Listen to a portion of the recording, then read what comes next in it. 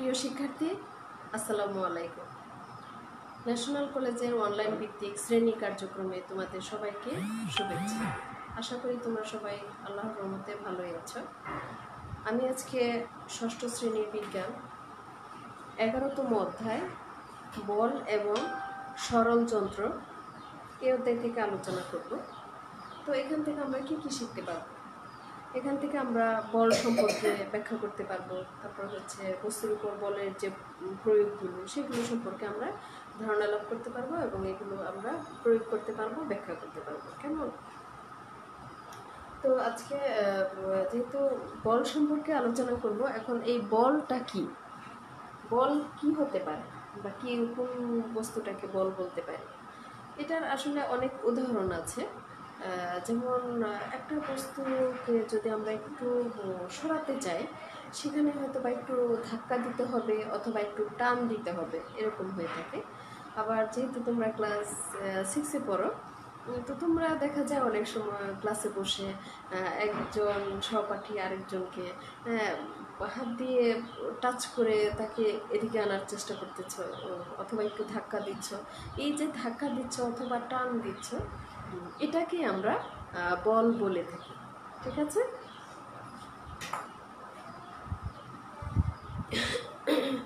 তো প্রিয় শিক্ষার্থী, এখানে আমরা যদি বলের একটা সাধারণ সংজ্ঞা দিতে যাই, তাহলে সেক্ষেত্রে আমরা বলটাকে কিভাবে বলতে পারি? যে কোনো একটা বস্তুকে এক স্থান থেকে অন্য স্থানে সরাতে একটা ধাক্কা বা টান প্রয়োগ করতে হয়, সেই ধাক্কা বা টানকেই বলা হয় বল। এখন এই বল আসলে কিভাবে কাজ করে থাকে? এখানে তো আসলে বস্তুর উপর বলের বিভিন্ন প্রভাব দেওয়া থাকে। যেমন আমরা যে দৈনন্দিন কাজকর্ম করে থাকি, সে কাজের মধ্যে যেমন প্রথমে ঘুম থেকে উঠে যে কী করে ওয়াশরুমে যায়, দাঁত ব্রাশ করার জন্য পানির কলটাকে একটু চাপ দিয়ে কল পানি ছাড়ার চেষ্টা করি, তাহলে সেখানে এই যে পানি ছাড়লাম, সেখানেও কিন্তু আমি একটা বল প্রয়োগ করলাম। তারপরে টুথপেস্টটা যখন খোলা হয়, সেখানেও কিন্তু আমরা চাপ প্রয়োগ করে কাজটা সম্পন্ন করছি। এরপরে নাস্তার টেবিলে গেলে চেয়ারটাকে টান দিয়ে সরিয়ে সেখানে বসি, আবার নাস্তা শেষ হয়ে গেলে আবার ধাক্কা দিয়ে আবার আগের জায়গায় রেখে দিই। তো এরকম দৈনন্দিন জীবনে এরকম কিন্তু অনেক কাজ আছে। এর প্রত্যেকটা কাজের পেছনেই হচ্ছে কি, সেটা হচ্ছে ধাক্কা অথবা টান। তো প্রিয় শিক্ষার্থী, এই যে প্রত্যেকটা কাজের পেছনে ধাক্কা বা টান, যে পিছন থেকে যে কাজটা করা হচ্ছে, সে কাজটাকে বলা হয় বল। এখন এই বলের দেখা গেছে যে আরও অনেক রকমের উদাহরণ আছে। তোমরা বই পড়লে আরও অনেক রকমের উদাহরণ পাবে। সেক্ষেত্রে নেটওয়ার্কটা কি স্লো কিনা আসলে বোঝা যাচ্ছে না। তো যাই হোক, এই বল আসলে বলের ক্ষেত্রে আরেকটু বলি। যেমন দেখা গেছে যে বল প্রয়োগের পূর্বে কিন্তু যে বস্তু যেখানে আছে, যেভাবে আছে সেভাবেই থাকে, কিন্তু বল প্রয়োগের ফলে এর মধ্যে পরিবর্তন আসে। যেমন আমরা খেলা করতে গেলে মার্বেল যদি খেলি, তখন দেখা যায় মার্বেল খেলতে গেলে একটা মার্বেল এখানে আছে, তো আরেকটা মার্বেল এখান থেকে আমরা টাচ করব। যখন কিনা এই মার্বেলটা এখানে টাচ করব, এটাও কিন্তু চলতে শুরু করে, এবং যদি কোনো বাধা না পায় তাহলে একটা পর্যায় পর্যন্ত সে চলতে থাকে, কিন্তু শেষ পর্যায়ে যেয়ে কিন্তু মার্বেলটা থেমে যায়। থেমে যাওয়ার পিছনেও কিন্তু আরেকটা বল কাজ করে, সেটা হচ্ছে ঘর্ষণ বল। এই ঘর্ষণ বল কি করে, মার্বেলটা যখন ঘুরিয়ে ঘুরিয়ে ঘুরিয়ে ঘুরিয়ে চলতে থাকে, তখন এই মাটির সাথে বা কোনো যে অংশ দিয়ে যাচ্ছে তার সাথে একটা ঘর্ষণ খায়। এই ঘর্ষণের মধ্যেও একটা টান থাকে, যার ফলে সে বেশি দূর যেতে পারে না, এখানে একটা পর্যায়ে যেয়ে সে থেমে যায়। তো প্রিয় শিক্ষার্থী, এই যে বল, এই বল প্রয়োগের ফলে আসলে বস্তুর কি হয় সেটা আমি একটু উল্লেখ করতে চাচ্ছি। বল প্রয়োগের ফলে বস্তুর মধ্যে কোনো পরিবর্তন হয় কিনা। কোনো স্থির বস্তু গতিশীল এবং গতিশীল বস্তু স্থির হয় বা হতে চায়, এটা একটা পয়েন্ট। প্রয়োগের ফলে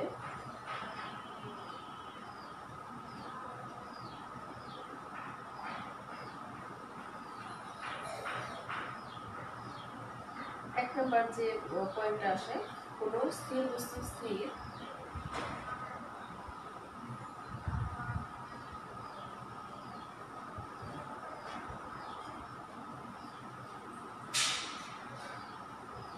বস্তু স্থির এবং গতিশীল বস্তু,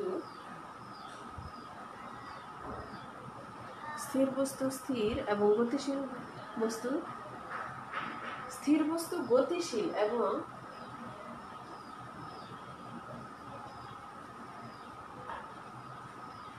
গতিশীল বস্তু স্থির হতে চায় বা থাকতে চায়।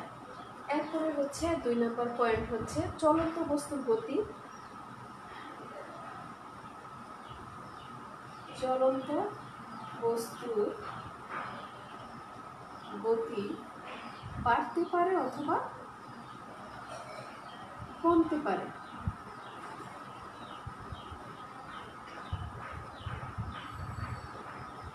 তারপরে হচ্ছে 3 নাম্বার, চলন্ত বস্তুর গতির দিক পরিবর্তন হয়।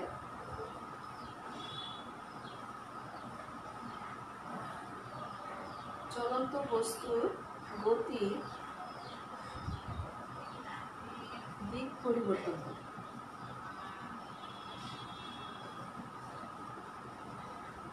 তারপরে 4 নম্বর হচ্ছে কোনো বস্তু আকারে বা আয়তনে পরিবর্তন হয়ে থাকে।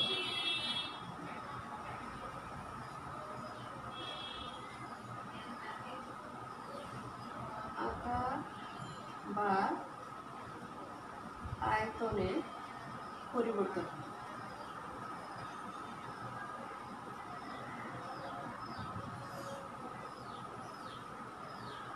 প্রিয় শিক্ষার্থী, এখানে গোলাম মোস্তফা রাহিম কমেন্টস লিখেছ, তো যাই হোক,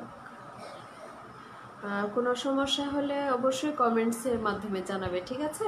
তো এই যে বল প্রয়োগের ফলে বস্তুর মধ্যে যে পরিবর্তন, এটা অবশ্যই ভালো করে জেনে রাখতে হবে বা জানতে হবে। এখানে দেখো কয়টা পরিবর্তন আসছে, 4টা পরিবর্তন আসছে। বল প্রয়োগের ফলে কোনো স্থির বস্তু গতিশীল এবং গতিশীল বস্তু স্থির হতে চায়। অর্থাৎ যদি আমরা একটা স্থির বস্তুর উপর, যেমন ধরো একটা বড় পাথর আমি একা নিতে পারছি না, 3-4 জনে মিলে কি করি, সেই বস্তুটাকে ধাক্কা দিই, তাহলে এটা প্রথমে স্থির ছিল, বল প্রয়োগের ফলে সেটা কি হয়েছে, তার চলমান হয়ে গেছে, গতিশীল হয়ে গেছে এক জায়গা থেকে আরেক জায়গায় যাওয়ার ক্ষেত্রে। অথবা এরকমও হতে পারে যে একটা জিনিস ছড়ানো ছিল, যেমন ইয়ার ক্ষেত্রে দেখা যায় যে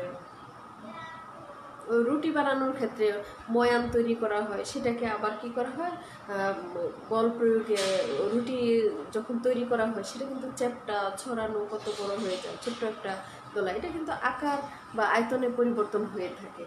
এছাড়াও আছে যে চলন্ত বস্তুর গতি বাড়তে বা কমতে পারে। এখন চলন্ত বস্তুর ক্ষেত্রে যেটা হয়ে থাকে যে এর গতিটা বাড়তে পারে বল প্রয়োগের ফলে। যেমন কোনো একটা রিক্সা বা সাইকেল চলতেছে, সেখানে পিছন থেকে যে যদি আরও বল প্রয়োগ করা হয়, সেটা কিন্তু গতিটা আরেকটু বাড়তে পারে। তো এই হচ্ছে বল প্রয়োগের ফলে বস্তুর অবস্থার পরিবর্তন। তো এটা অবশ্যই আমরা ভালো করে জেনে রাখবো, ঠিক আছে? এরপরে হচ্ছে এখন এত কিছুর পর যদি আমরা বলের সংজ্ঞাটা বলতে যাই, তাহলে আমরা কিভাবে বলতে পারি? এখানে সালাম জানিয়েছ অনিমা ইসলাম। অনিমা, এটা সম্ভবত আপন না?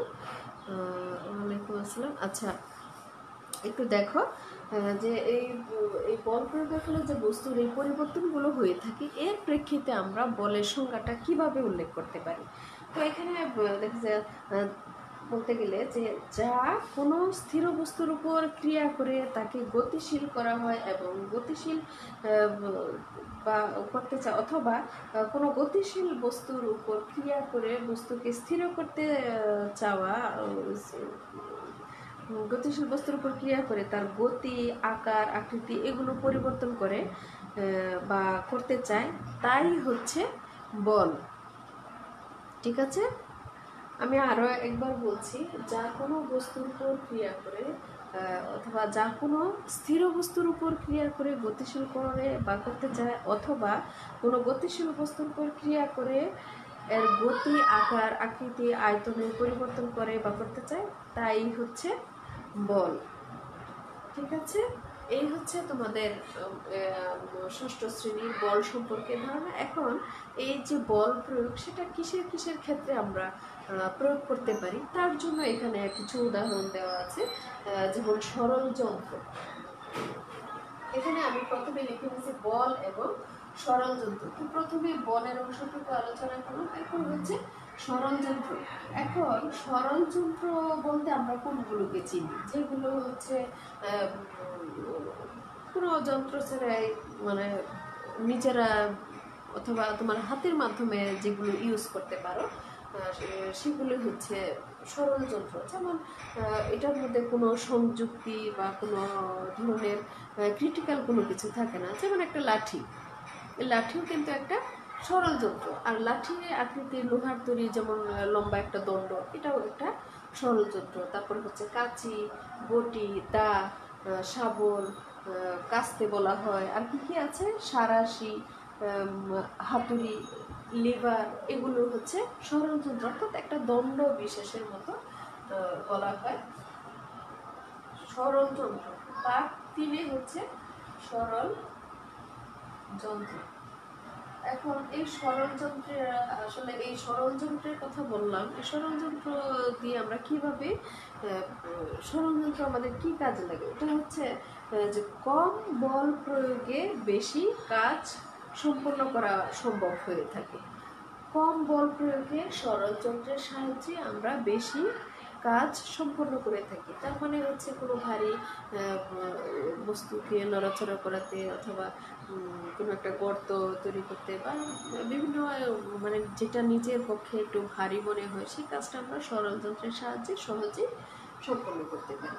তো এখানে সরল যন্ত্রের ক্ষেত্রে তোমাদের বইতে দেওয়া আছে যে কিভাবে সরল যন্ত্রটা সহজে কাজ সম্পন্ন করে,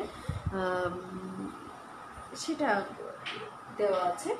যেমন সরল যন্ত্র কিভাবে কাজ করে।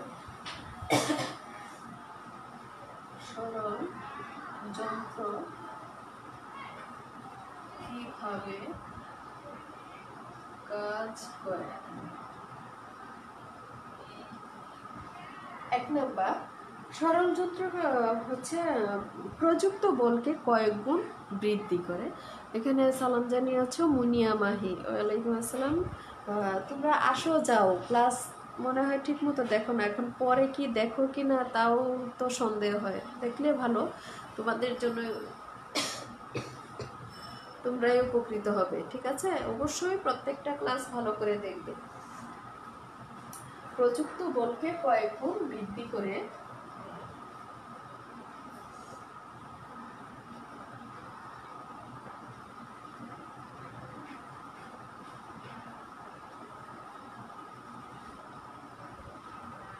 তারপরে 2 নাম্বার হচ্ছে, একটু দেখো, 2 নাম্বার হচ্ছে কম বল প্রয়োগে কোনো কাজ সম্পন্ন হয়।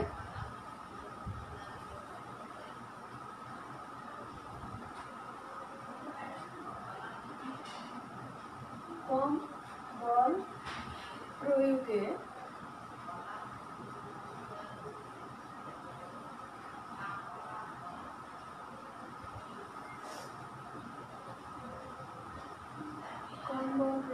কোনো কাজ সম্পন্ন করে।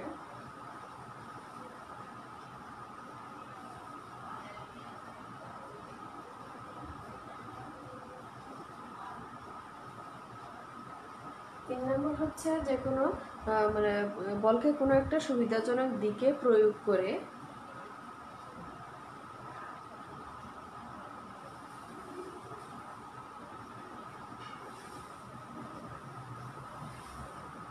সুবিধাজনক দিকে প্রয়োগ করে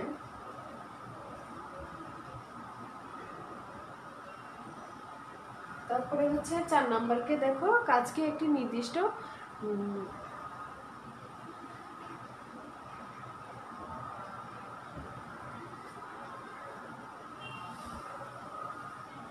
কাজকে একটি নির্দিষ্ট উপায়ে সম্পন্ন করে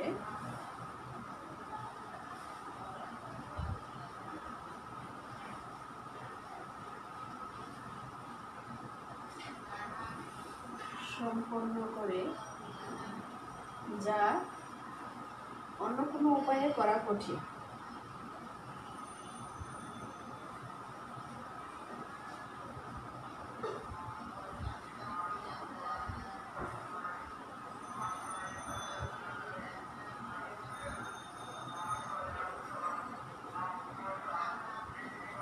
তারপরে হচ্ছে 5 নাম্বার, গতি ও দূরত্ব বৃদ্ধি করে।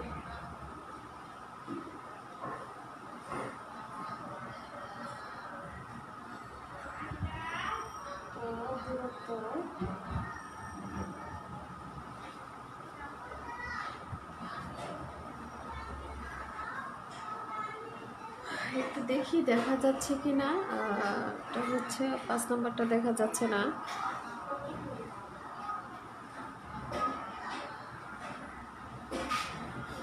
প্রিয় শিক্ষার্থী, একটু ভালো করে দেখো সরল যন্ত্র কিভাবে কাজ করে।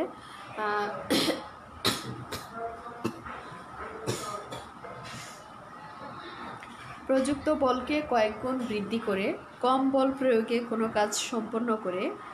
তারপর হচ্ছে বলকে কোনো একটি সুবিধাজনক দিকে প্রয়োগ করে কাজকে একটি নির্দিষ্ট উপায়ে সম্পন্ন করে, যা অন্য কোনো উপায়ে করা কঠিন বা সম্ভব নয়। তারপর হচ্ছে গতি ও দূরত্ব বৃদ্ধি করে। এখন বলের ক্ষেত্রে অর্থাৎ সরলযন্ত্র দিয়েই তো কাজ সম্পন্ন করতে হবে, সেক্ষেত্রে সরলযন্ত্র দিয়ে আমরা কিভাবে কাজগুলো সম্পন্ন করব। আমি এটা একটু মুছে দুটা ছবি এঁকে দেখাই, সেক্ষেত্রে আরও ভালো হবে। ছবিটার জন্য ছবিটা আঁকলে বেশি সুবিধা হবে।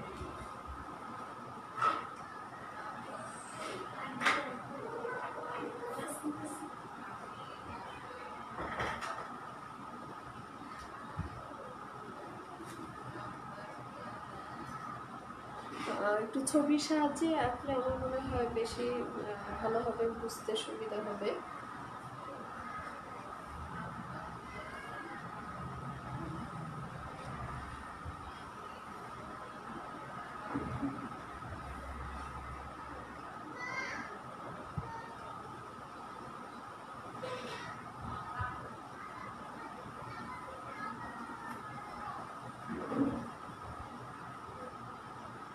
যেমন আমরা যদি একটা বড় একটা পাথর কি বোঝায়, বড় বড় কনস্ট্রাকশনের কাজ করতে হলে, যেমন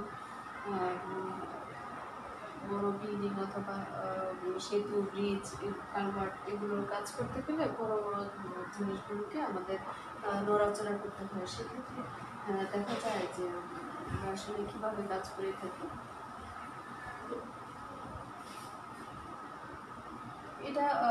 এটা হচ্ছে ভার বিশেষ, যেটাকে বলা হয় লিভার, ফালক্রাম বলা হয়ে থাকে এগুলো। তো এগুলোর উপায়ও কিন্তু এটা হচ্ছে একটা সরল যন্ত্র। এটার সাহায্যে আমি একটু বোঝানোর জন্য এই দণ্ডটাকে ছোট করে রাখছি। যদি এটাকে ছোট করে রাখা হয়, এখানে যদি বড় একটা পাথর বিশেষ দেওয়া হয়, সেক্ষেত্রে এটা যত দূরত্ব বেশি হবে, এখানে ভর কিন্তু বেশি ভরের প্রয়োগ করবে না, অর্থাৎ অল্প ভর দিলেই কিন্তু এই পাথরটা উঠে আসবে। আবার দেখা গেছে যে এটা আর একটু বাড়িয়ে নিয়ে এই অংশটা যদি একটু বাড়তি বেশি থাকে, তাহলে সেক্ষেত্রে আরও ভার বিশিষ্ট কোনো বস্তুকে এক স্থান থেকে আরেক স্থানে নেওয়া সম্ভব। তো প্রিয় শিক্ষার্থী, মূলত এই সরল যন্ত্রটার সাহায্যে কিন্তু এই বড় বড় বস্তুকে এক স্থান থেকে আরেক স্থানে ট্রান্সফার করা সম্ভব বা সরাতে সম্ভব হয়ে থাকে। আর সেটা যেটা ষড়যন্ত্র দিয়ে করা হচ্ছে, সেটা কিন্তু 2-3 জন মানুষের পক্ষে সেটা সম্ভব ছিল না। কিন্তু যখনই একটা ষড়যন্ত্র ব্যবহার করা হয়ে থাকে, সেক্ষেত্রে 1 জন বা 2 জন মানুষের পক্ষে এত বড় ভারী বস্তুকে এক স্থান থেকে আরেক স্থানে সরানো সম্ভব। তো সেই অনুপাতে এখন আমরা যে এখানে একটা বস্তু ব্যবহার করছি, আমি পাশাপাশি দুটা একসাথে বলে ফেলি যে যেটাকে আমরা ভার হিসেবে ব্যবহার করছি, অর্থাৎ এখানে একটা ভার বস্তু দেওয়া হয়েছে। এই ভার বস্তুটার নাম হচ্ছে এটাও একটা সরল যন্ত্র, এটা বলা হয় লিভার, যাতে একটি শক্ত দণ্ড কোনো অবলম্বনের কোনো কিছুর উপর ভর করে মুক্তভাবে ওঠানামা করতে পারে। যে এই দণ্ডটা সেটাকে বলা হয়ে থাকে লিভার। এই লিভারের সাহায্যে কিন্তু বস্তু মুক্তভাবে উঠানামা করতে পারে, অর্থাৎ এটা এখানে চাপ দেওয়ার ফলে কিন্তু এটা উঠে আসবে, আবার এটা একটু ছেড়ে দিলে কিন্তু এটা নেমে আসবে। অর্থাৎ যে ভার বস্তু, যে সরল যন্ত্রের সাহায্যে বস্তু ওঠানামা করতে পারে সেটা কিন্তু অবশ্যই লিভার। তো এই যে লিভারের যে অংশে কোনো একটা এখন এই ভারী বস্তুটা হচ্ছে যে ভারী বস্তুটাকে উঠাতে সাহায্য করে, যে বস্তুটার উপর ভর করে ভারী বস্তুটাকে উঠাতে সাহায্য করে, সে ভারটাকে কি বলা হয়? সে ভারী বস্তুটা হচ্ছে ভার। অর্থাৎ এইখানে যে বস্তুটা আছে সেটাকে বলা হয় ভার। এই ভারকে এবং এই ভারকে উঠাতে যে বল প্রয়োগ করা হয় তা হচ্ছে প্রযুক্ত বল। এই ভারের মধ্যে যে বলটা প্রয়োগ করা হয়, অর্থাৎ এখানে চাপ দেওয়ার পর এখানে একটা বল প্রয়োগ করে, সেটাকে বলা হয় প্রযুক্ত বল। এখন এই শক্ত দণ্ডটিকে ঠেকানোর জন্য কোনো অবলম্বনের যে বিন্দুতে মুক্তভাবে ওঠানামা করে বা ঘুরে তা হচ্ছে ফালক্রাম। এখন এই যেখানে বল প্রয়োগ করে, অর্থাৎ প্রযুক্ত বল হয়ে থাকে, এই ভারের যে অংশে লিভার বল প্রয়োগ করে ওঠানামা করে, কোনো ভারী বস্তুকে ওঠানামা করে থাকে, সেই অংশটার নাম হচ্ছে কি? ফালক্রাম।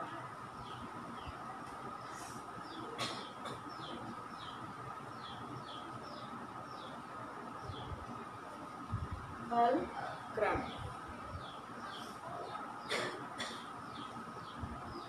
এখন লিভার কোনো ভারী বস্তুকে কম বল প্রয়োগে উঠাতে বা নামাতে সাহায্য করে থাকে। ও আচ্ছা, নেটে প্রবলেম হচ্ছে, বোঝা যাচ্ছে না।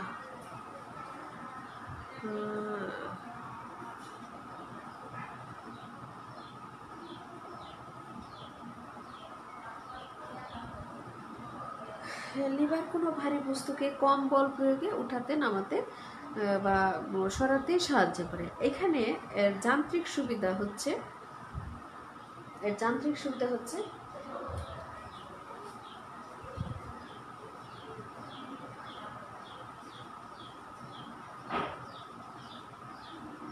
ভার বাই প্রযুক্ত বল।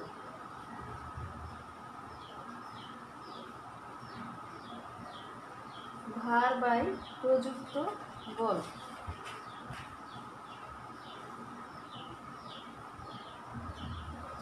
তো প্রিয় শিক্ষার্থী, এখানে একটু খেয়াল করো যে কম বল প্রয়োগে বস্তুটিকে যেহেতু সহজে উঠাতে নামাতে পারে, এর ক্ষেত্রে তার যান্ত্রিক সুবিধাটা কি হতে পারে?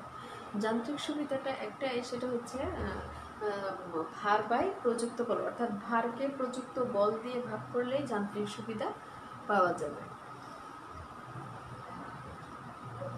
তো প্রিয় শিক্ষার্থী, এখানে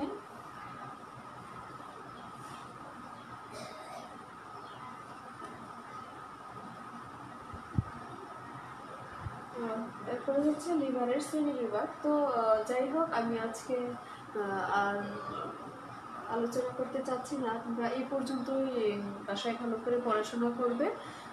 তো